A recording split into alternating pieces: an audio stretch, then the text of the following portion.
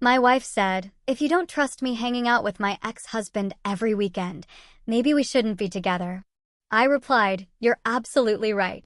Then I accepted the London job transfer I'd been declining for her.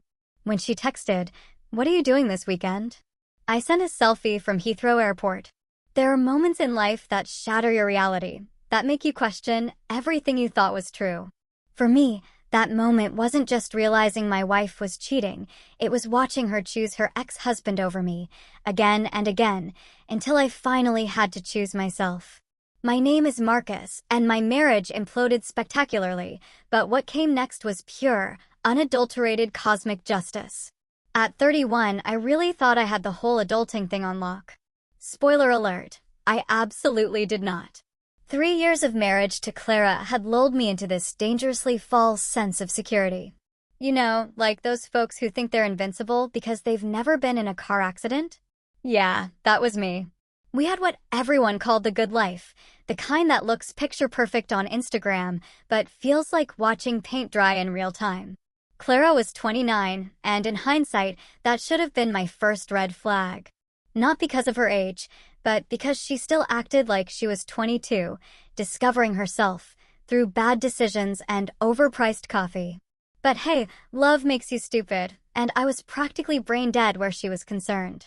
We had the whole suburban dream package, steady jobs we complained about but never quit, a shared apartment we pretended to love but secretly knew was overpriced, and those adorable 5-year plans that couples make when they're high on optimism and low on real-world experience. Everything was cruising along in that beautifully boring way that made my parents proud and my single friends secretly jealous. I should have known the universe was just setting me up for the cosmic punchline of my life. Because that's when Adrian decided to make his grand re-entrance into our perfectly choreographed existence. Adrian. Even his name sounds like the kind of guy who orders wine at Applebee's and acts like he knows what he's talking about. He was Clara's ex-husband. Yeah, you heard that right, ex-husband. Because apparently, my wife had been married before and thought mentioning it casually 6 months into our relationship was totally normal timing. She said, "Oh, by the way, I was married to this guy, Adrian, for 2 years, but it didn't work out because he was emotionally unavailable and had commitment issues." Classic red flag, disguised as vulnerability. But I was too whipped to see it. And then Mr. Emotionally Unavailable decided to grace our little town with his presence again. Clara suddenly developed this overwhelming urge to catch up.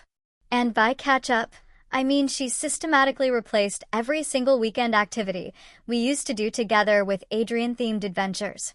It started innocently enough. Saturday brunch at that overpriced cafe downtown where they serve $12 avocado toast and call it artisanal.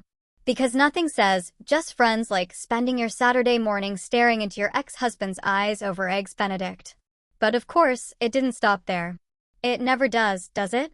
Saturday brunch evolved into Sunday walks through the park because Adrian was apparently going through some sort of existential crisis and needed Clara's unique brand of emotional support.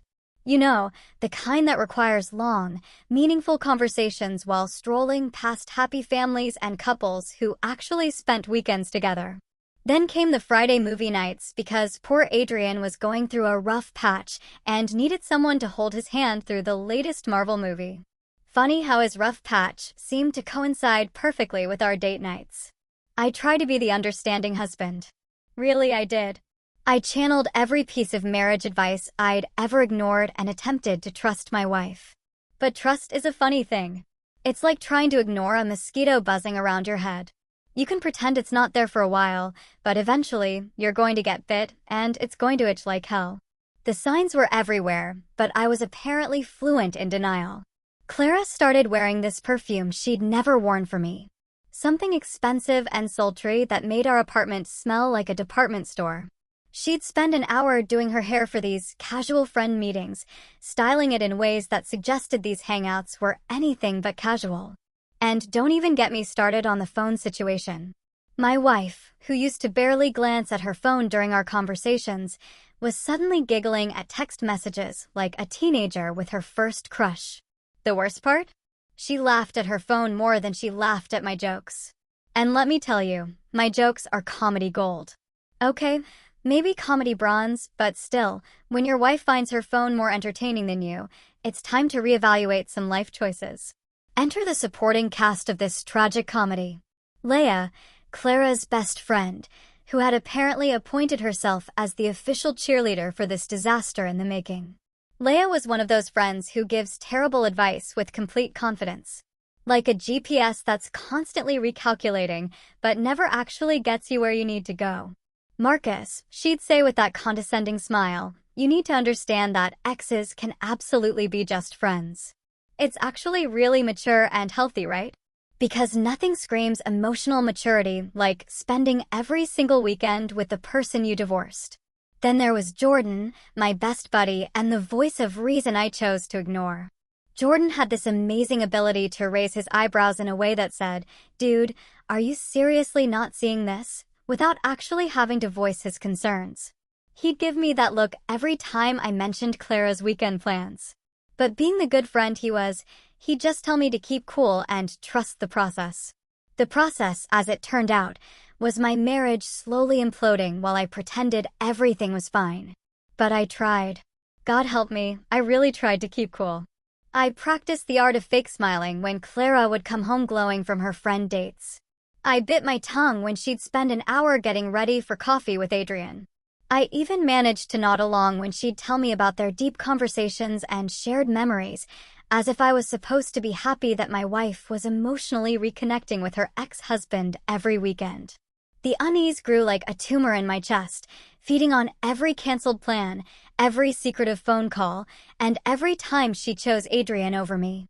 But I kept telling myself I was being paranoid, that I was the problem, that maybe I needed to be more secure in my marriage. What I didn't realize was that my marriage was already over. I was just the last one to get the memo. The breaking point didn't come with some dramatic revelation or catching them in bed together like you see in the movies. No, it arrived on a perfectly ordinary Saturday morning with the subtlety of a freight train to the face. I was sitting at our kitchen table, drinking coffee that had gone cold while I pretended to read the news on my phone, when Clara emerged from our bedroom looking like she was headed to a damn photo shoot. She'd done that thing with her hair again, you know, that effortless, but actually took an hour look that she perfected. For her Adrian dates. The perfume cloud hit me before she even entered the kitchen, and I swear I could practically see the cartoon stink lines wafting off her like she was Pepe Le Pew's dream girl. She was wearing this sundress that I bought her for our anniversary last year. The one she claimed was too fancy for everyday wear, but apparently just fancy enough for casual Saturday hangouts with her ex-husband. "Morning, babe," she chirped, grabbing her purse and checking her reflection in the toaster. Because nothing says authentic relationship like using kitchen appliances as mirrors while your husband sits 3 feet away. I looked up from my phone, where I'd been scrolling through the same article about cryptocurrency for the past 20 minutes without absorbing a single word. "Let me guess," I said, trying to keep my voice level. "Another emergency Adrian session?" She paused, and for a split second, I saw something flicker across her face. Guilt, maybe. Or annoyance that I dared to question her Saturday ritual. "We're just getting coffee, Marcus. He's still going through that rough patch, remember?" Right, the rough patch. Adrian's mysterious life crisis that apparently required more attention than a newborn baby and had been going on for 3 months now. I wondered what exactly constituted this rough patch. Was it his inability to find a decent apartment? His struggle with commitment issues? Or maybe just the devastating realization that he'd let Clara slip away? My money was on the latter. "Actually," I said, setting down my phone and looking directly at her. "I was thinking we could try that new place downtown today. You know, the one with the bottomless mimosas you've been talking about for weeks." The suggestion hung in the air like a bad smell. Clara's face went through this amazing transformation, confusion, then irritation, then that special kind of exasperation reserved for husbands who dare to want to spend time with their wives. She rolled her eyes with the dramatic flair of a teenager being asked to clean her room. "Marcus, we've been over this like a million times. Adrian and I are just friends. We're adults. We can handle having a platonic relationship, right?" I nodded slowly. "Platonic? Got it. That's why you're wearing the anniversary dress and enough perfume to knock out a horse. Don't be ridiculous, she snapped, but her hand instinctively went to smooth down the dress. I always dress nicely when I go out. That was rich. The woman who wore sweatpants to the grocery store and considered putting on mascara a special occasion suddenly had standards for coffee dates with her ex. But I wasn't done yet. Call it masochistic, but I needed to hear her say it. So, skip it today, I said simply. One Saturday. Stay home with your husband. We'll make pancakes, binge-watch something terrible on Netflix, maybe even have actual conversations that don't revolve around Adrian's emotional well-being. You would have thought I'd asked her to donate a kidney. Her face contorted like I just suggested we murder puppies for fun. I can't just bail on him, Marcus. He's expecting me. And there it was. The truth, wrapped up in a neat little package with a bow on top. Adrian was expecting her. Not hoping to see her, not casually available if she happened to be free, but expecting her. Like she was his employee, his therapy appointment, his guaranteed Saturday morning entertainment. What about what I'm expecting? I asked, and even I could hear the edge creeping into my voice. What about the fact that your husband might want to spend time with you occasionally?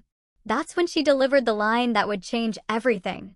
The words that would replay in my head for weeks afterward like a broken record. She straightened up, put her hands on her hips, and looked at me with the kind of conviction usually reserved for courtroom dramas and political debates. If you don't trust me hanging out with my ex-husband every weekend, maybe we shouldn't be together. The silence that followed was deafening. I could hear the neighbor's dog barking, a car starting somewhere down the street, the hum of our refrigerator that I'd been meaning to fix for months. But mostly, I could hear the sound of my marriage officially ending, even though neither of us realized it yet. I looked at her for a long time. Really looked at her. This woman I'd promised to love and cherish, who was now standing in our kitchen wearing my anniversary gift to meet another man while giving me ultimatums about trust. The irony was so thick you could cut it with a knife. You're absolutely right, I said finally, my voice calmer than I felt. Her face twisted in confusion, like a computer trying to process conflicting commands. This clearly wasn't the response she'd been expecting.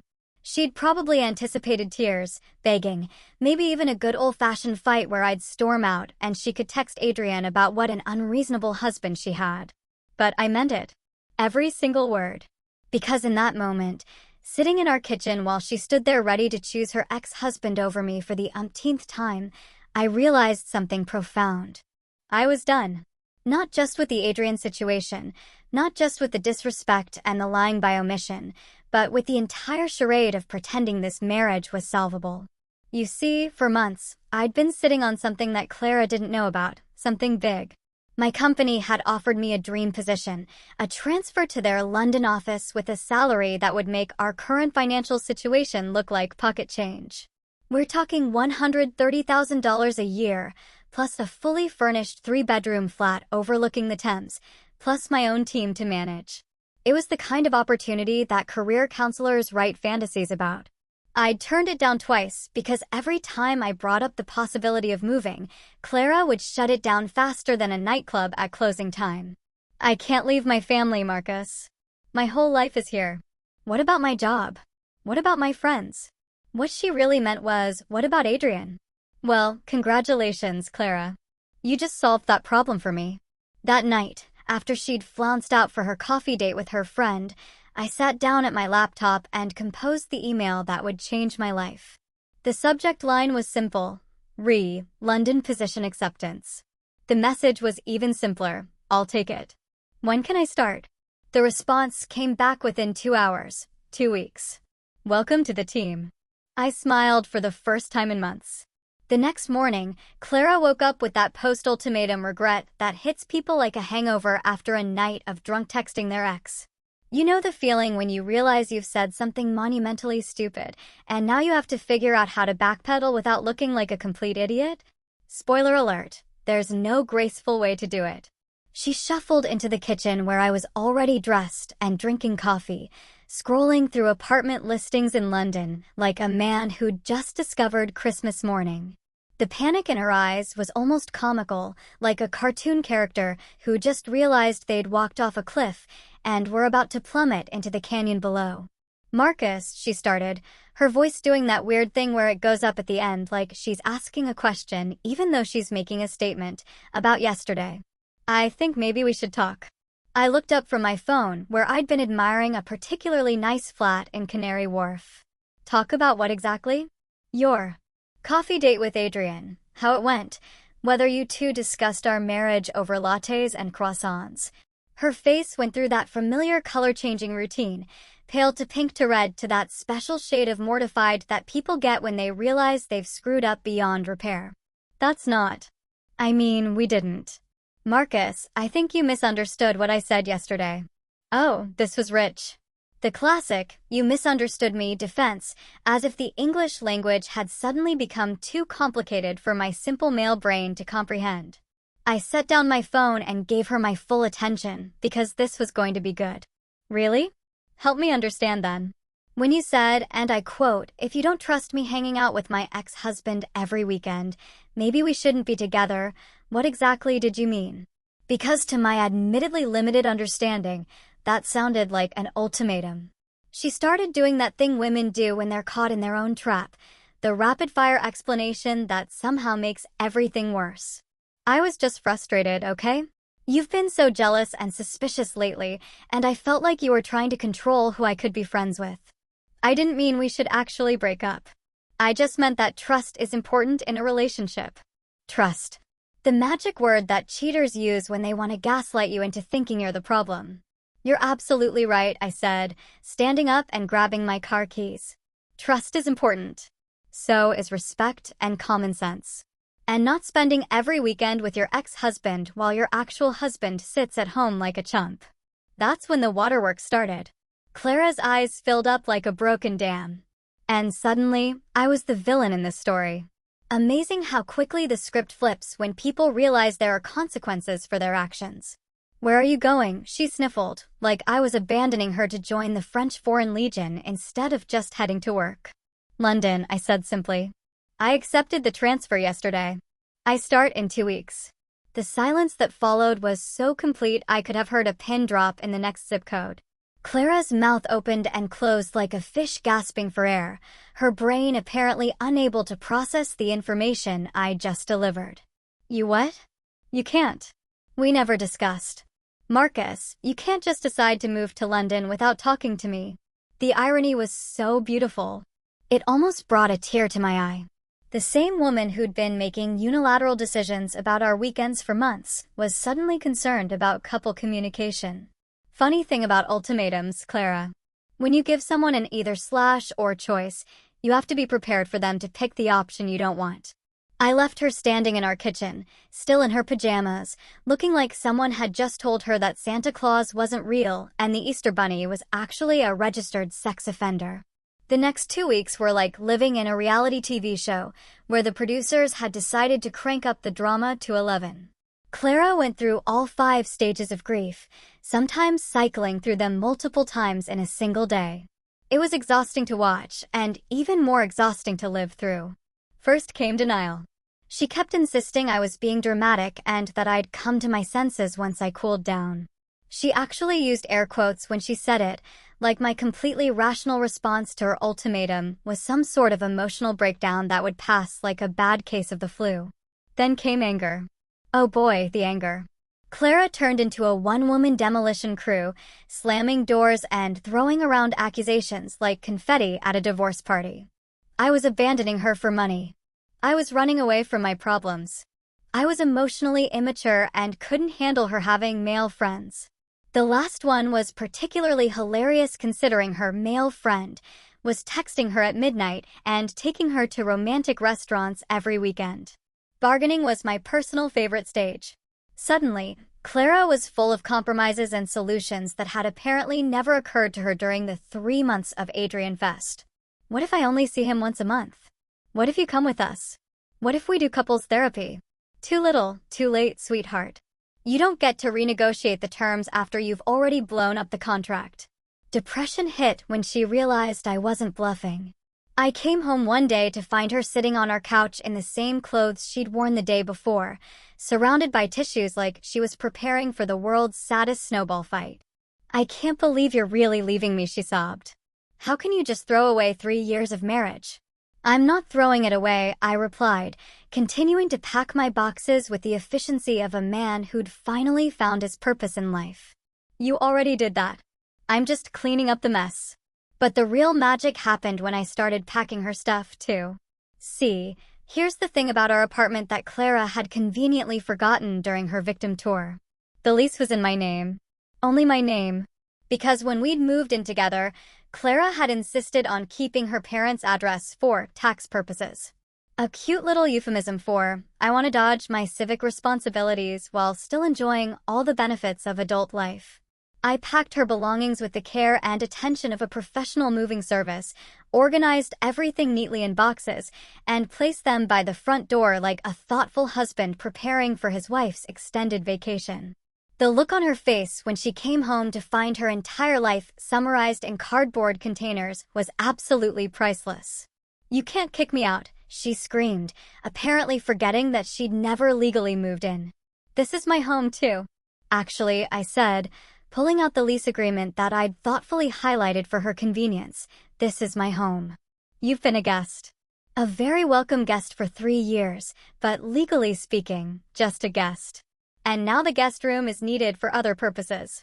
That's when she ran to our friends, because nothing says mature adult handling a relationship crisis like running to mommy and daddy, or in this case, to Jordan and Leia and anyone else who would listen to her tale of woe about how her heartless husband was abandoning her for filthy lucre. But here's where the story gets interesting. Remember Jordan, my best buddy with the expressive eyebrows? Well, Jordan had been doing some detective work of his own. The morning of my flight to London, I was feeling pretty damn good about life. My bags were packed. My new apartment keys were waiting for me across the pond. And I had that special kind of zen that comes from finally making a decision that doesn't suck. I was sipping my coffee and scrolling through my phone, mentally calculating what time it would be when I landed, when the doorbell rang like the opening notes of a funeral march. I opened the door to find Clara flanked by her personal cavalry, her mother, Teresa, and her younger sister, Hannah. They looked like they were heading to either a funeral or an intervention, which, considering the circumstances, was probably accurate on both counts. Teresa was clutching her purse like it contained the nuclear launch codes, while Hannah looked like she'd rather be literally anywhere else on planet Earth. Marcus, sweetheart, Teresa began, pushing past me into the apartment with the confidence of someone who'd clearly been planning this ambush for days. We need to talk. Oh, this was going to be good.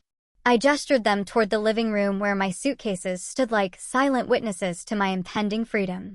Clara immediately started eyeing them like they were ticking time bombs, while Teresa positioned herself on the couch like she was conducting a boardroom meeting.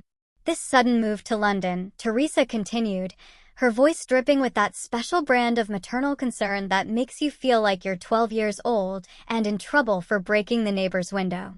It's clearly a cry for help, Marcus. You're having some sort of breakdown. And instead of working through it like adults, you're running away. A cry for help, right? Because accepting a dream job with a massive salary increase and escaping a marriage that had become more toxic than a Chernobyl picnic was obviously the behavior of someone who had lost his marbles. I nodded thoughtfully, like I was really considering her psychological assessment. You're throwing your life away, she pressed on, warming up to her theme like a preacher hitting his stride.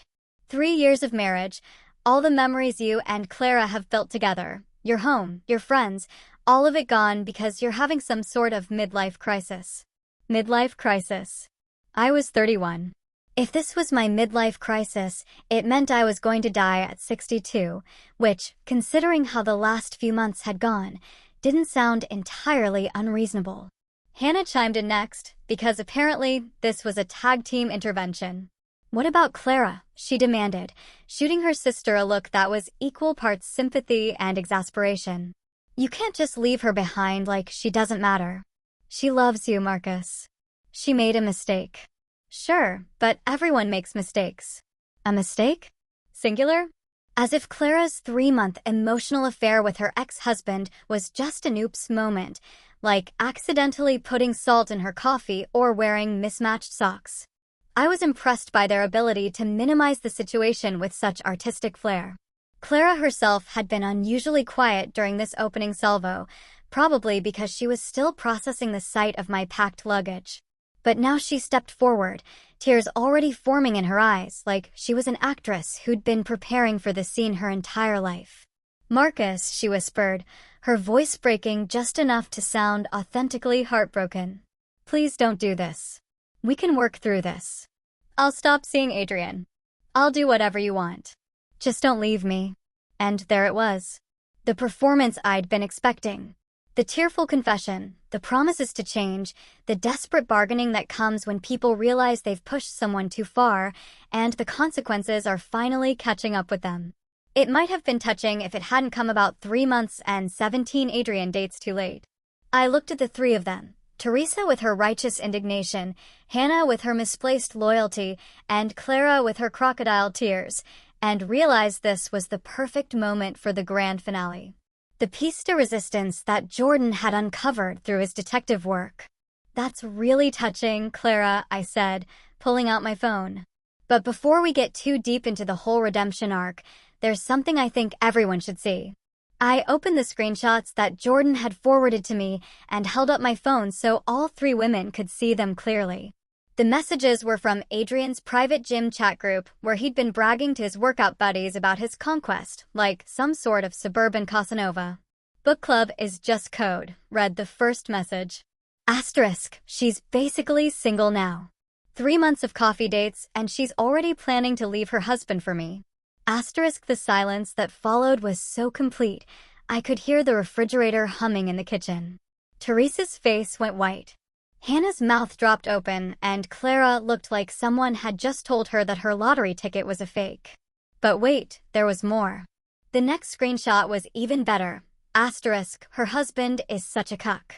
Doesn't even know we've been hooking up in my car after every coffee date. She tells him we're just friends, face with tears of joy. Asterisk, that last message hit Clara like a physical blow. Her face went from white to green to red in about 3 seconds, cycling through colors like a broken traffic light. Teresa slowly sank back into the couch, her intervention speech apparently forgotten in the face of actual evidence. "Context," Clara suddenly screamed, finding her voice again. "You don't understand the context. Adrian was he was lying to his friends. He was making it sound like more than it was. Context. The refuge of the caught cheater." "What context exactly?" I asked mildly. "The context where you've been lying to me for 3 months? The context where you've been meeting your ex-husband every weekend while telling me it was innocent? Or the context where you gave me an ultimatum yesterday about trusting you?" Hannah was looking at her sister like she'd never seen her before, which was probably accurate. Teresa had gone completely silent, apparently realizing that her daughter's marriage problems were a bit more complicated than she'd originally thought. "This is all taken out of context," Clara insisted, but her voice had lost all its conviction. She sounded like a defense attorney who just realized her client was guilty as sin, and the jury had already made up their minds. I looked at each of them in turn, letting the weight of the evidence settle in the room like dust after an explosion. "If you didn't mean the ultimatum," I said finally, "you shouldn't have given it." That ended the discussion more effectively than a gavel in a courtroom. Teresa gathered her purse and stood up without another word, apparently deciding that strategic retreat was better than continued engagement. Hannah followed suit, shooting Clara a look that suggested there would be some very interesting conversations in the family group chat later. Clara made one last desperate attempt at damage control. "Marcus, please, my flight leaves in 4 hours," I interrupted, checking my watch with the casual efficiency of a man who had places to be and lives to live. "Jordan's coming to pick me up in 20 minutes. You might want to call Adrian. I'm sure he'll be very comforting during this difficult time." As they filed out of my apartment, my former apartment, I should say, Clara turned back one more time. "What am I supposed to do now?" "I don't know," I replied honestly. "But I'm sure you'll figure it out. You're very resourceful when it comes to making plans." The door closed behind them with a satisfying click, and I was alone with my suitcases and my freedom. Landing at Heathrow was like stepping into a different universe where the air actually tasted like possibility instead of disappointment and betrayal. I'd left behind the smoking wreckage of my marriage and walked straight into what felt like the opening scene of a movie where the protagonist finally gets his life together. The kind of movie where the guy starts off beaten down and ends up running through the airport in slow motion while inspirational music plays in the background. My new flat was everything the company had promised and more. Located in Canary Wharf, it overlooked the Thames with floor-to-ceiling windows that made me feel like I was living inside a screensaver. 3 bedrooms, modern kitchen, and a view that made Clara's precious hometown look like a strip mall parking lot. Every morning, I'd wake up and look out at the river, watching the boats go by while drinking coffee that actually tasted good because it wasn't seasoned with resentment and marital dysfunction. The office was a revelation, too. My colleagues were sharp, ambitious people who treated work like something they actually wanted to excel at rather than just a way to pay for weekend drama sessions with ex-husbands. My new team was hungry, innovative, and refreshingly free of anyone named Adrian. For the first time in years, I was excited about Monday mornings instead of dreading them like a dental appointment. Meanwhile, back in the land of the free and home of the emotionally immature, Clara was apparently struggling with the concept that actions have consequences. According to my LinkedIn feed, she decided to take her grievances public, posting one of those vague social media manifestos that divorced people love so much. When someone you love abandons you without warning for money and career advancement, it really shows you who they truly are, she'd written, along with some inspirational quote about surviving betrayal and finding strength in solitude. The post was accompanied by a black and white photo of her looking pensively out a window, because nothing says authentic emotional pain like a carefully staged Instagram moment. But here's the thing about small towns and social media. Everyone knows everyone's business, and Clara had apparently forgotten that our entire social circle had been watching her Adrian show for the past 3 months. The comments on her post were absolutely brutal, in that passive-aggressive way that only Facebook comments can achieve. Asterisk, didn't you dump him for Adrian though? Asterisk wrote Jessica from her yoga class. Girl, we saw your stories every weekend with your friend, added someone named Brittany with about 17 crying laughing emojis. Maybe check the dictionary definition of abandonment before using it, suggested Mike from my old office, who'd apparently been keeping track of the drama like it was his personal reality show. The post disappeared within 6 hours, which was probably a new record for social media regret. But the internet is forever, and screenshots had already made their way into various group chats and private messages. Clara's attempt at controlling the narrative had backfired spectacularly, like trying to put out a fire with gasoline. Then came the plot twist I hadn't seen coming, though in hindsight, it was inevitable. Adrian's girlfriend, yes, he had a girlfriend this whole time, because of course he did, decided to reach out to me through LinkedIn. Her name was Sophie, and she was apparently everything Clara wasn't, direct, honest, and refreshingly free of BS. I think we need to talk, her message read. Asterisk, Adrian has been lying to both of us. Asterisk Sophie, it turned out, was a paralegal who'd been dating Adrian for 8 months. She believed his story about Clara being a crazy ex-wife who was obsessed with him and wouldn't leave him alone. According to Adrian's version of events, Clara was the one pursuing him, showing up uninvited and begging for reconciliation, while he nobly tried to be there for her as a friend during her marital difficulties. The cognitive dissonance was almost impressive. Adrian had managed to convince his girlfriend that he was the victim of Clara's obsession while simultaneously bragging to his gym buddies about his conquest. It takes a special kind of sociopathic talent to spin 2 completely contradictory narratives with such confidence. I sent Sophie everything. Every screenshot Jordan had uncovered, every timeline detail, every piece of evidence that painted a very different picture from the one Adrian had been selling her. Her response was swift and decisive. She dumped him publicly on Facebook, posting all the screenshots along with a caption that would have made a prosecutor weep with joy. Asterisk, ladies, when a man tells you his ex-wife is crazy and obsessed with him, ask yourself why he keeps meeting up with her every weekend. P.S. Adrian, your gym buddies can read these messages too. Now, hope the book club was worth it. Asterisk within hours, book club had become Adrian's permanent nickname throughout our entire social circle.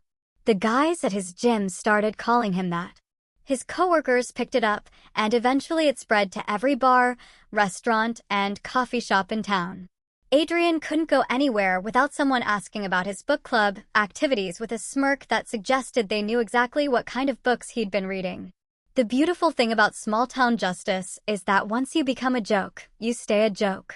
Adrian had gone from thinking he was Don Juan to being the town's official punchline. And there was literally nothing he could do about it. Every time someone saw him, they'd think about those screenshots and wonder what other lies he was telling. But the real karmic justice was watching Clara's reaction to Sophie's post. According to Leia, who'd apparently appointed herself as my unofficial intel source, Clara had tried to spin the whole thing as revenge from a jealous woman who couldn't handle the truth about her relationship. But the screenshots spoke for themselves, and Clara found herself in the impossible position of trying to deny evidence that everyone could see with their own eyes. The comments on Sophie's post were like watching a masterclass in public humiliation. Person after person shared their own Adrian stories. Apparently, this wasn't his first rodeo when it came to manipulating multiple women simultaneously. Clara wasn't his first victim, and she probably wouldn't have been his last if Sophie hadn't blown up his entire operation. My personal favorite comment came from a woman named Rachel who wrote, Adrian told me the same story about his crazy ex-wife 2 years ago.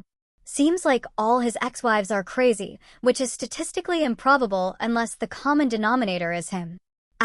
Meanwhile, my life in London was everything I'd hoped it would be and more. The work was challenging and rewarding. My apartment was a sanctuary of peace and quiet, and I was finally sleeping through the night without wondering what my wife was texting about at midnight. I joined a local gym where nobody knew my name or my history, started exploring the city like a tourist in my own life, and discovered that happiness wasn't some elusive concept. It was just what happened when you removed toxic people from your daily routine. Every morning, I checked my phone to see the latest updates from the American Disaster Channel, formerly known as My Marriage. It was like watching a train wreck in slow motion, except the train had derailed months ago and was now just rolling down a hill, collecting more debris with every rotation. And the best part? I was 3,000 miles away, sipping excellent coffee and building a life that actually made sense.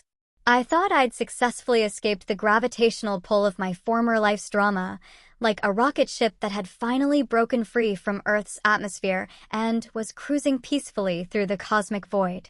My London routine had become beautifully predictable: excellent coffee, challenging work, Thames views, and a blissful absence of anything remotely resembling the Clara and Adrian soap opera. I was living my best life, which apparently made me a prime target for the universe's twisted sense of humor. It was a Tuesday morning, I remember, because I'd just finished a particularly satisfying meeting with my team about expanding into the European markets when I walked out of our Canary Wharf office building and nearly choked on my coffee. There, standing next to the fountain like some sort of deranged tourist, was Clara. In London.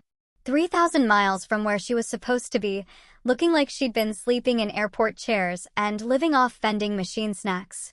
For a moment, I wondered if I was having some sort of stress-induced hallucination. Maybe the combination of jet lag and British weather had finally broken my brain, and I was now seeing my ex-wife's ghost haunting the financial district of my life. But no, she was definitely real, complete with wrinkled clothes, disheveled hair, and that particular brand of desperation that only comes from making terrible life decisions and doubling down on them. She spotted me before I could duck back into the building and pretend I'd never left. Her face lit up with a kind of manic relief usually reserved for people who've been lost in the desert and just spotted an oasis. She waved at me like we were old friends running into each other at a high school reunion, rather than estranged spouses whose marriage had imploded in spectacular fashion. "Marcus," she called out, jogging toward me with the enthusiasm of a golden retriever who'd just seen a tennis ball. "I can't believe I found you. This city is huge." I stood there, coffee cup halfway to my lips, trying to process the sheer audacity of the situation. She'd flown across the Atlantic Ocean to ambush me outside my workplace like some sort of international stalker. The woman who couldn't be bothered to skip one Saturday coffee date with her ex-husband had apparently found the motivation to book a transatlantic flight and track me down in a city of 9 million people. "Clara," I said finally, my voice carrying all the enthusiasm of someone who'd just discovered a parking ticket on their windshield. "What the hell are you doing here?"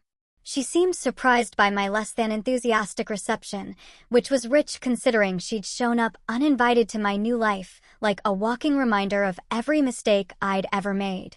"I just wanted to talk," she said, her voice doing that wounded puppy thing that used to work on me back when I was stupid enough to care. "Can we get coffee?" "Please, coffee." Of course, because nothing said reconciliation like recreating the same activity that had destroyed our marriage in the first place. But something about her appearance, the dark circles under her eyes, the desperate way she was clutching her purse like a life preserver, made me curious about just how far she'd fallen since I'd left. Against my better judgment, which had clearly taken a vacation to somewhere more sensible, I agreed. We found a cafe near the office, one of those trendy London places that served coffee in cups the size of soup bowls and charged accordingly. Clara ordered some complicated drink with multiple modifiers, probably trying to delay the inevitable conversation, while I stuck with a simple Americano because I had actual work to get back to. She looked rough, really rough, the kind of rough that comes from weeks of poor decisions and sleepless nights. Her usually perfect hair was limp and lifeless. Her makeup was minimal and slightly smudged, and her clothes looked like she'd grabbed them off the floor of her childhood bedroom. This wasn't the polished, confident woman who'd been gallivanting around town with Adrian just a few weeks ago. "You look good," she said, which was probably true. London had been good to me. Better sleep, less stress, and the general glow that comes from not living with someone who makes you question your sanity on a daily basis. "The city suits you." "It does," I agreed, not bothering to return the compliment, because honestly, she looked like she'd been hit by a truck carrying a load of regret and poor life choices. She fidgeted with her coffee cup, stirring it obsessively like she was trying to divine the future from the foam patterns. "Marcus, I need you to know that I made a terrible mistake. The worst mistake of my life. I was confused and stupid, and I threw away the best thing that ever happened to me." Here we go, I thought. The grand apology tour, complete with self-flagellation and promises of redemption. I'd been expecting this conversation since the day I left, though I'd hoped it would come via email or text message rather than an in-person performance in a London cafe. "I've been miserable since you left," she continued, her voice starting to crack around the edges. "Absolutely miserable. Nothing feels right without you. I can't sleep. I can't eat. I can't concentrate at work. I just keep thinking about all the ways I screwed up and wondering if there's any way to fix this." The thing about apologies is that they work best when they come before the relationship explodes, not after you've been caught red-handed and faced with consequences.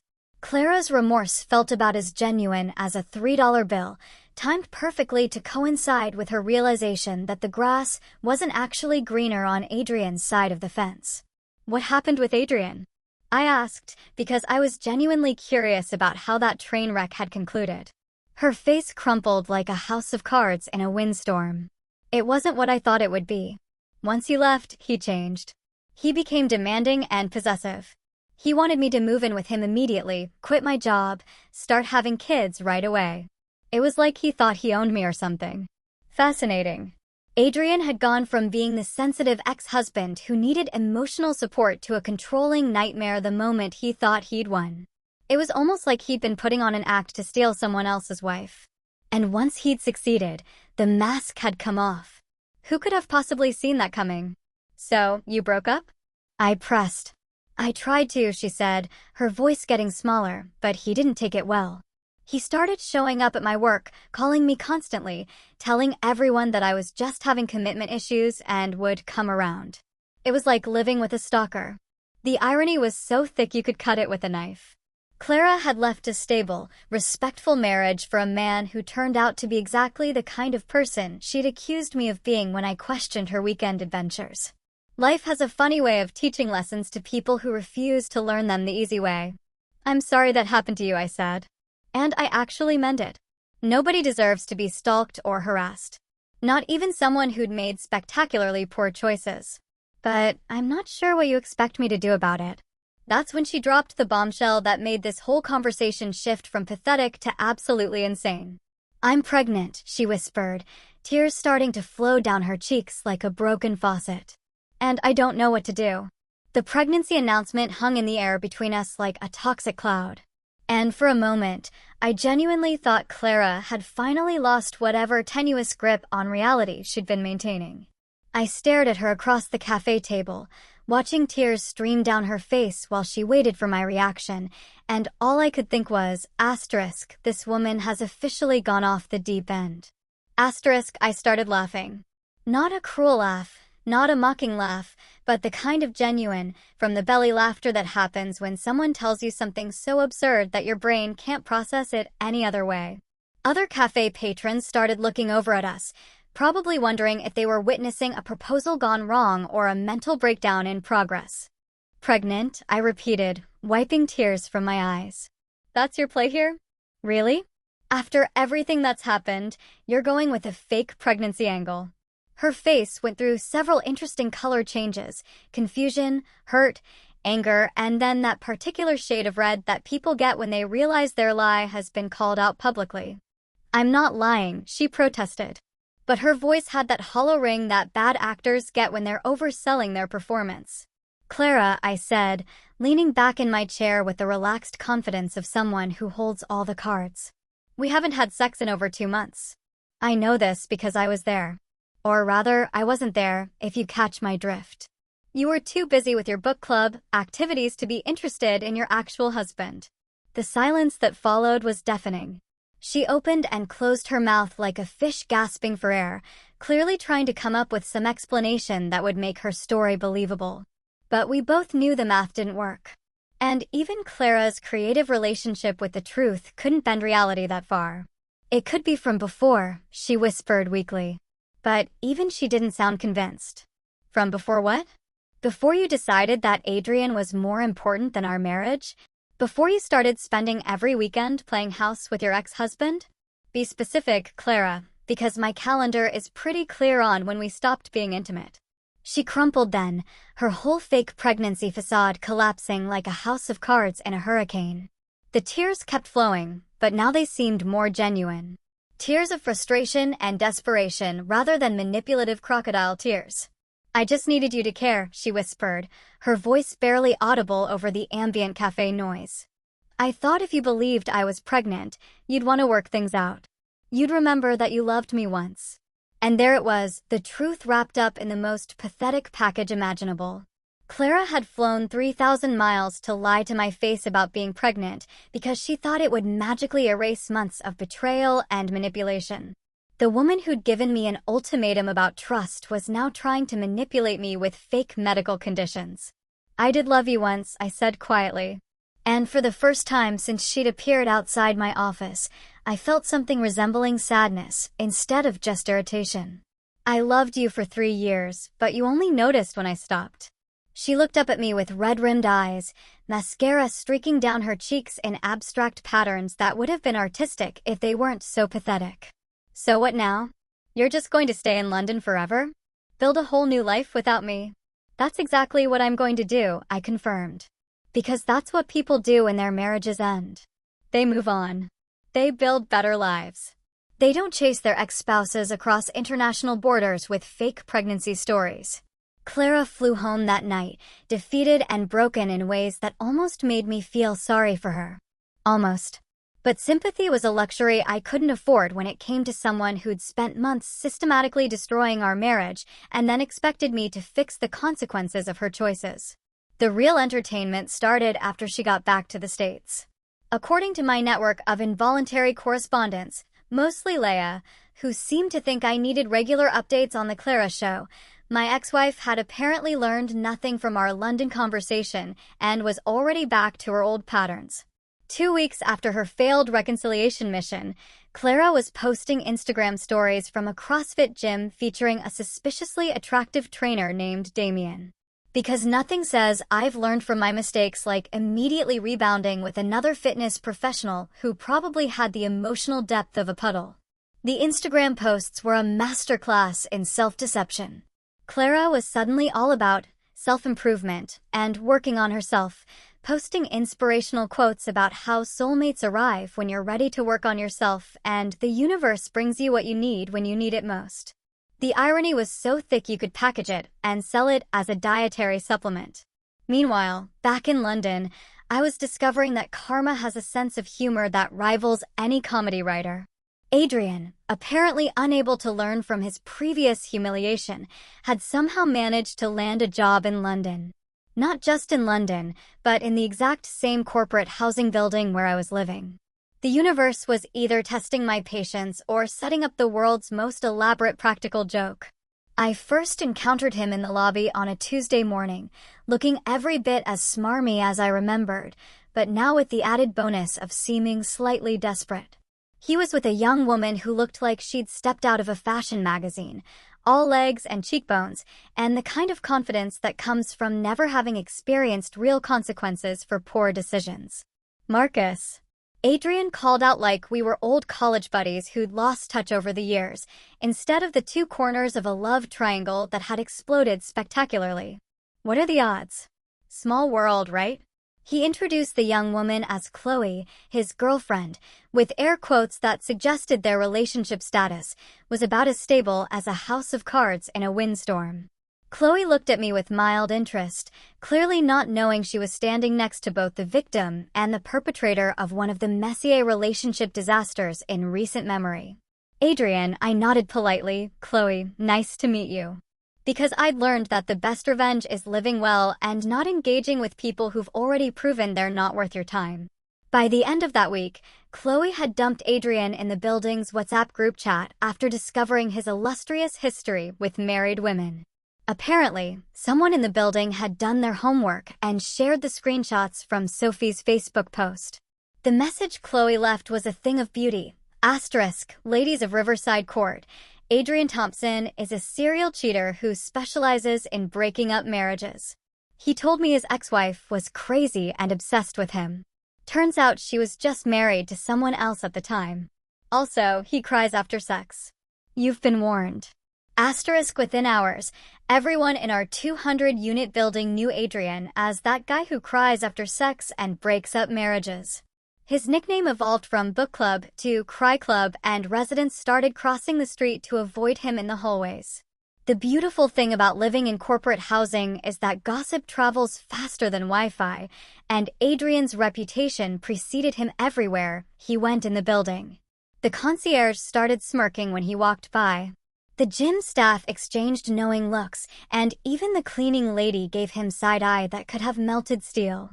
Justice served with a side of public humiliation. Exactly what the doctor ordered. Meanwhile, back in the good old US of A, Clara's relationship with Damien, the CrossFit trainer, was following the predictable trajectory of all rebound relationships that start with Instagram stories and end with restraining orders. According to my unofficial intelligence network, which consisted mainly of Leia's inability to keep her mouth shut and my own morbid curiosity, things had gone south faster than a penguin convention. The details, as relayed to me through a series of increasingly dramatic phone calls from Leia, were almost too perfect to be true. Clara had walked into the gym one evening for her regular session with Damien, probably expecting to work on her squats and her emotional baggage simultaneously. When she discovered him in the back room helping his ex-girlfriend with some very creative stretching exercises. Now, I'm no fitness expert, but I'm pretty sure that particular position isn't recommended in any legitimate workout manual. Unless Damien was pioneering some revolutionary new form of couples yoga that involved significantly less clothing and significantly more betrayal than traditional exercise routines. She just stood there for like 5 minutes. Leia had breathlessly reported during one of her gossip update calls, like completely frozen. Damien and this other girl were so into their stretching session that they didn't even notice Clara watching them through the mirror. The image of Clara standing there, probably still holding her gym bag and water bottle while watching her rebound relationship implode in real time, was almost poetic. Here was a woman who destroyed her marriage for the thrill of cheating, only to discover that cheaters tend to cheat on everyone, not just other people's spouses. When Damien finally noticed Clara's reflection in the mirror, because apparently even mid-betrayal, he was still checking himself out, the ensuing confrontation was legendary enough to become gym folklore. Clara, channeling all the righteous indignation she'd never directed at herself, had apparently launched into a tirade about trust and respect that left everyone within earshot wondering if they were witnessing performance art or a psychological breakdown. "How could you do this to me?" she'd screamed, according to multiple eyewitness accounts that made their way through the local gossip network faster than a viral TikTok video. "I trusted you. I thought we had something real." The irony was so thick you could have used it as a protein shake. Clara, who'd spent 3 months sneaking around with her ex-husband while married to someone else, was suddenly an expert on trust and fidelity. The woman who'd given her actual husband an ultimatum about trusting her was now devastated to discover that her trainer boyfriend was exactly as trustworthy as she was. But wait, there's more. Because apparently the universe wasn't finished serving up justice with a side of poetic comeuppance. Clara, in her emotional distress over discovering that cheaters tend to be cheaters, had made the brilliant decision to text me about her revelation. At 3 a.m. London time, which was 10 p.m. her time, my phone buzzed with a message that I initially thought was some sort of drunk dial situation.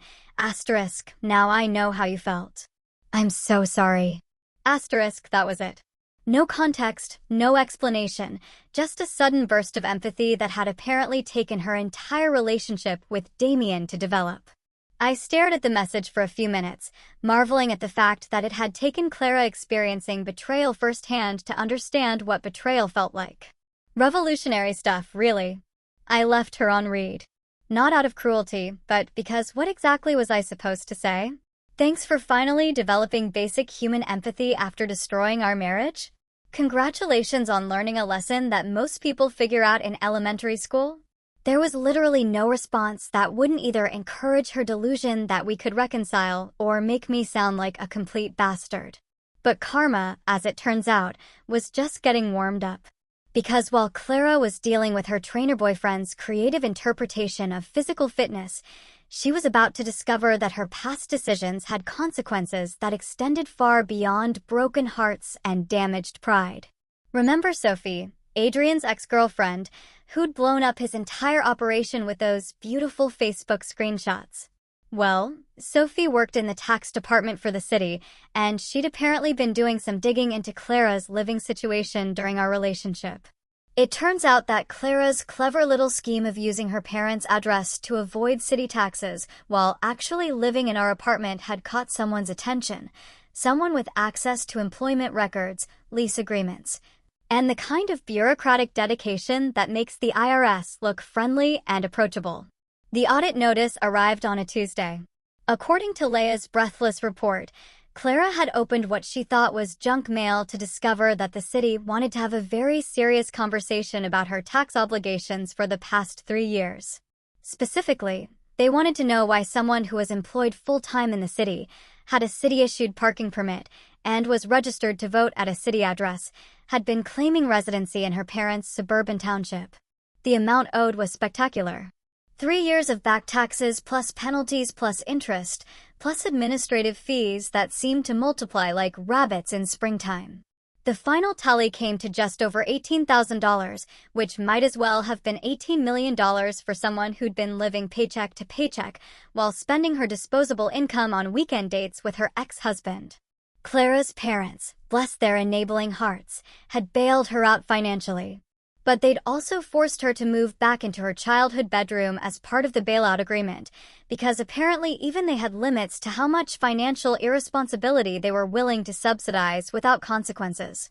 The image of Clara, at 29 years old, moving back into her teenage bedroom with its faded boy band posters and high school trophies, was almost too perfect to be real.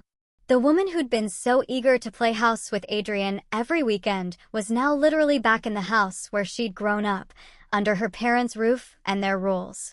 She has a curfew now, Leia had reported with barely concealed glee. Her mom makes her be home by 11 p.m. on weekdays and midnight on weekends. It's like she's 16 again, except with massive debt and a destroyed marriage instead of college applications and prom planning. Meanwhile, my life in London continued to improve in ways that made me question whether I'd accidentally stumbled into some sort of alternate universe where good decisions actually led to good outcomes. The promotion I'd been hoping for came through ahead of schedule, along with another salary increase that made my former American income look like pocket change. I was offered a permanent position with the company, complete with visa, sponsorship, and a clear path to British residency if I wanted it. But the real victory wasn't professional. It was personal. I'd met someone. Her name was Eva. She was Irish, and she worked as an editor for a publishing house in Bloomsbury. Smart, funny, grounded, and refreshingly free of any desire to maintain relationships with her ex-boyfriends. When I told her the book club saga over dinner one evening, she laughed until tears streamed down her face. "Sounds like your wife was reading the wrong chapters," she'd said. And I'd known right then that this was someone I wanted to keep around. With Eva, everything was easy. No drama, no secrets, no weekend disappearances or mysterious text messages. Just two adults building something real together based on honesty and mutual respect. Revolutionary concepts, apparently. Every time Adrian saw me with Eva in the building lobby or the local pub, I could see the jealousy eating him alive from the inside. The man who'd thought he was winning by stealing someone else's wife was watching me build something better with someone who actually deserved it. Karma, it seemed, had a sense of timing that would make a Swiss watchmaker weep with envy. While Clara was navigating the exciting world of parental curfews and tax debt, my life in London had evolved from escaping disaster to actually thriving in ways I didn't know were possible. It's amazing how much your perspective shifts when you're not constantly wondering if your spouse is lying to you about where she's spending her weekends. Who knew that trust and honesty were such game changers in the happiness department? The promotion had come with perks that made my old life look like I'd been living in black and white and someone had suddenly invented color television. Not just the salary bump, though going from comfortable to, holy shit, I can actually afford things without checking my bank balance first, was pretty spectacular. But the whole package, company car, expense account, and the kind of professional respect that comes from working with people who view competence as a baseline rather than an aspiration. My team was killing it in the European markets, which apparently made me some sort of corporate golden boy. The kind of success that would have made Clara proud back when she was capable of being proud of anything that didn't involve her ex-husband. Now, it just felt like vindication. Proof that I'd made the right choice when I'd walked away from that toxic situation and chosen myself for once. But the real transformation was Eva. Meeting her had been one of those random London moments that make you believe in cosmic timing. I'd been sitting in a pub in Bloomsbury after a particularly good day at work, reading emails and enjoying a pint, when this woman at the next table had started laughing at something on her laptop. Not polite chuckling, but the kind of genuine, infectious laughter that makes you want to know what's so funny, too.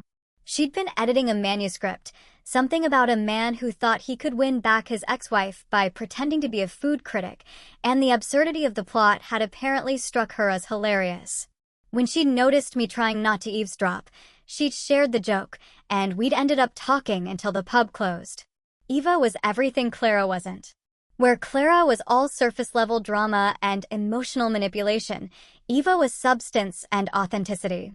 She said what she meant what she said, and had never once in our relationship made me wonder if she was secretly texting someone else while sitting next to me. Revolutionary concepts, apparently. She was also funny in ways that didn't require an audience or social media validation. When I told her the whole book club saga over dinner one night, she'd listened with the kind of attention that suggested she was actually interested in understanding what had happened rather than just waiting for her turn to talk. "So, let me get this straight," she'd said, wiping tears of laughter from her eyes. "Your ex-wife spent 3 months cheating on you with her ex-husband, gave you an ultimatum about trusting her, and then flew to London to lie about being pregnant when you took her up on that ultimatum? That's the condensed version, yes. And now she's living with her parents because she got caught committing tax fraud?" Also, yes. Sounds like your wife was reading the wrong chapters, she'd said. And that line had become our private joke. Anytime we encountered relationship drama, whether in movies, books, or real life, one of us would comment about people reading the wrong chapters. With Eva, everything was refreshingly normal. We traveled together without it becoming a logistical nightmare or an excuse for Instagram content. We cooked together without turning it into a competition or a therapy session. We built something real based on actually liking each other as people rather than just being addicted to the drama and chaos that some people mistake for passion. The contrast wasn't lost on me, especially when I'd see Adrian around the building. Poor Adrian, who'd gone from thinking he was the main character in some romantic drama to being the punchline of everyone's jokes. The man couldn't walk through the lobby without someone making a book club reference or asking if he needed tissues. His professional life in London hadn't exactly flourished either. Word travels fast in corporate circles, especially when someone has a reputation for being the kind of person who breaks up marriages for sport. Adrian's career trajectory had gone from promising transfer to "why is that guy still here" in record time. But the real entertainment came from watching him try to process seeing me happy, actually, genuinely happy, not just pretending to be fine while dying inside. When Adrian saw me with Eva, laughing at her jokes, holding her hand, looking like someone who'd finally figured out what healthy relationships were supposed to feel like, the jealousy in his eyes was absolutely priceless.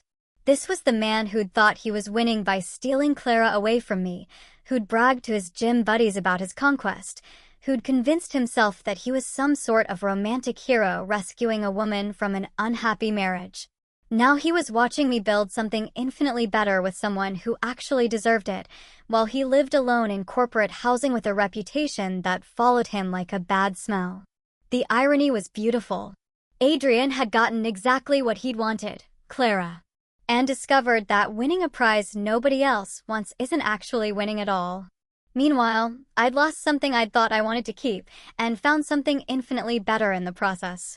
Eva and I started talking about making things permanent.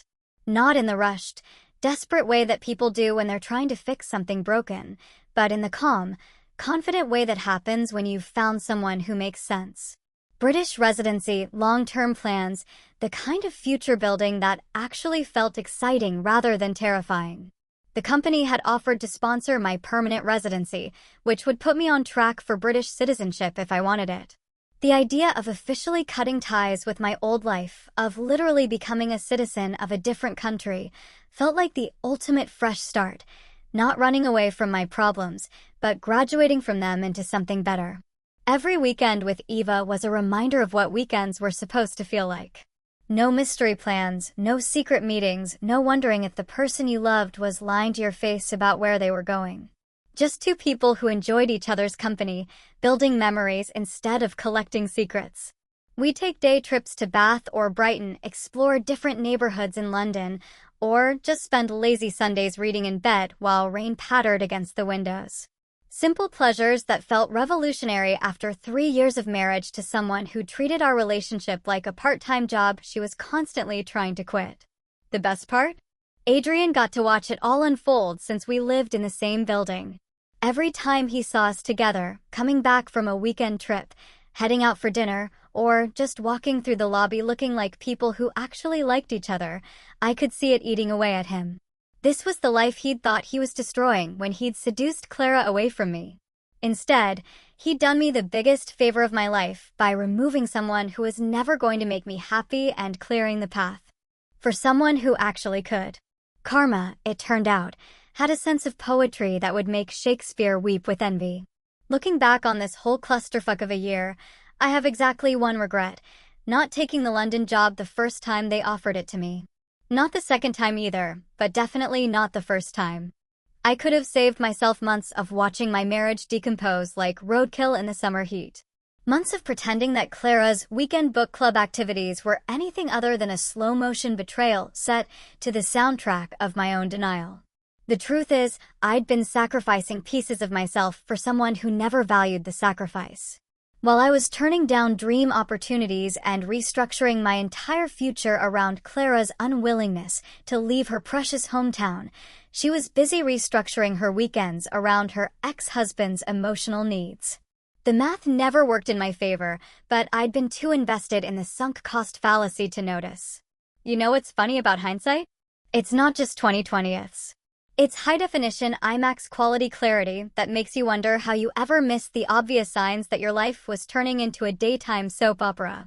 Every red flag I'd ignored, every excuse I'd accepted, every time I'd chosen to trust someone who was systematically proving herself untrustworthy, it all looked so painfully clear from my Thamesview apartment in London.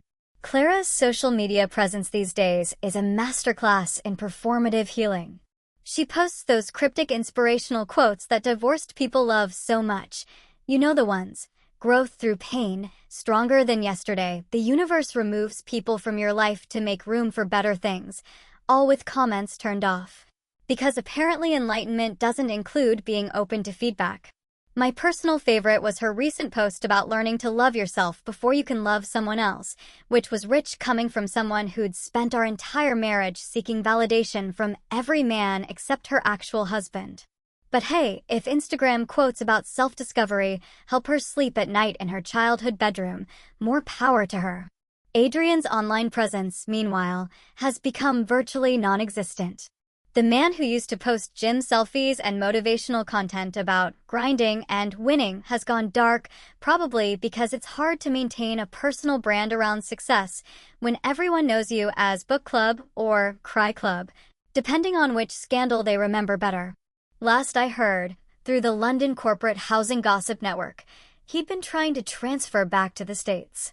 But apparently his reputation had followed him across the Atlantic like a particularly persistent curse. Turns out that breaking up marriages and crying after sex aren't exactly the kind of qualifications that make HR departments excited about internal transfers. The beautiful thing about karma is that it doesn't just serve justice. It serves justice with style. Adrian had thought he was playing chess while everyone else was playing checkers.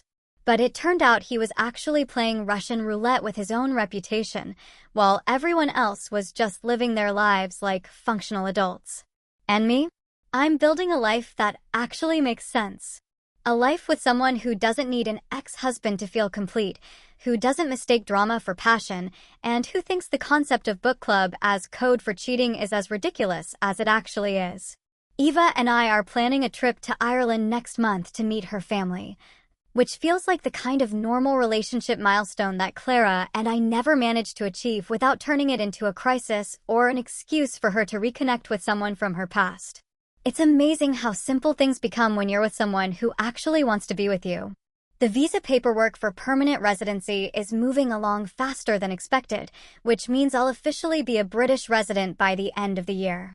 There's something poetic about legally cutting ties with the country where my marriage imploded and officially becoming a citizen of the place where I finally figured out how to be happy.